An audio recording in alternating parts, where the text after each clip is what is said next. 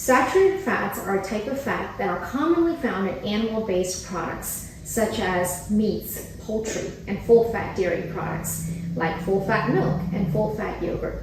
They are also found in plant-based products, like tropical oils, such as coconut and palm oils. Consuming excessive amounts of saturated fats can have negative impact on your health. Research suggests that a high intake of saturated fats can raise your LDL cholesterol, often referred to as bad cholesterol, which in turn can increase your risk of heart disease and stroke. It is generally recommended to limit the consumption of saturated fats and replace them with healthier fats like unsaturated fats. So how much saturated fat is safe to consume? The American Heart Association recommends about 5 to 6% of your calories should come from saturated fats. So how much saturated fat is safe to consume?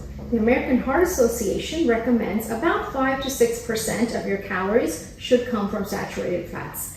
So how much is this exactly? If you eat 1,500 calories per day, that's about 8 to 10 grams of saturated fat per day. To put this into perspective, 2 eggs with their yolk have about 3 grams of saturated fat. A glass of whole milk has about 5 grams, and a tablespoon of butter has a whopping 7 grams of saturated fats. As you can see, these numbers add up quickly. So remember, consume saturated fats in moderation. Replacing foods high in saturated fats with healthier alternatives can be a life-saving change. If you would like to make healthy changes in your life, we are here to help you make that happen. Simply reach out to us at healthymeweightloss.com.